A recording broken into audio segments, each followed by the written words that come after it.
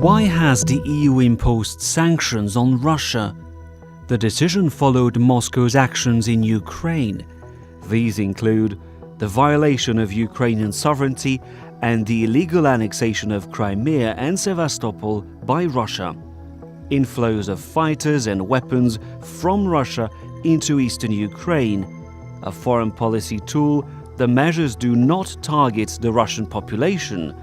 They aim to bring about a change in Russian policy towards Ukraine.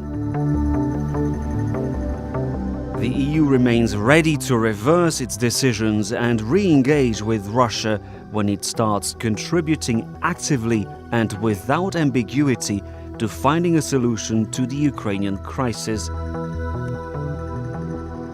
The European Union regularly reassesses the sanctions and communicates openly about them. I always said, and I can repeat it today, sanctions in themselves are not an objective, are a tool, and I think that everybody wishes that this situation can be overcome as soon as possible, but this needs to be linked to an improvement of the situation on the ground in the east of Ukraine.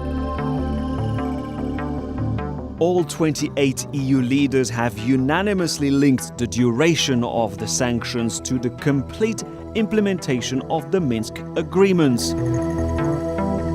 Economic sanctions will remain enforced until the end of 2015, when the last point of the peace plan is to be implemented, Ukraine regaining control over its borders in the east.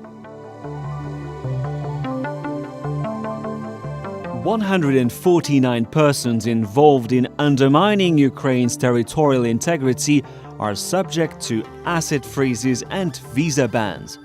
37 entities have had their assets frozen in the EU.